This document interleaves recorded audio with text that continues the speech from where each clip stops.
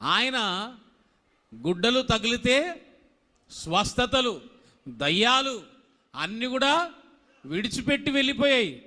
కానీ అలాంటి పౌలు గారు, అలాంటి శీలయు కూడా మీరు కనుక చూస్తే వాక్యం చెప్పినప్పుడు సంఘం ఏం చేస్తుంది? వారు చెప్పిన అయ్యా ఈ వాక్యం ఎక్కడుంది?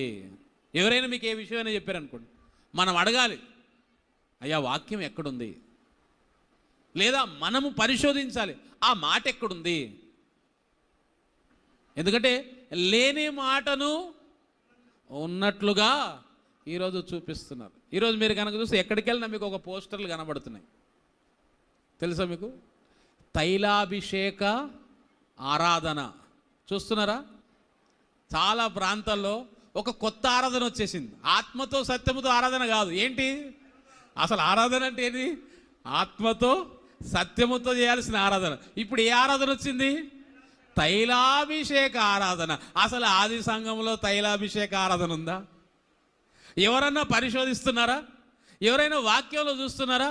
అయ్యా తైలాభిషేక ఆరాధన అంటున్నారు. ఇంతకీ తైలాభిషేక ఆరాధన అపోస్తులు కానీ సంఘము కానీ ఎక్కడ చేసింది? ఎవరు అడగరు. అదే బాగుంది, ఏదో అయ్యగారు నూనె పెడతాడంటే తల మీద నూనె పెట్టి చేతులు పెడతాడు, నాకున్న బాధలు పోతాయి, రోగాలు పోతాయి, ఇంకేమైనా ఆశీర్వాదాలు వస్తాయి.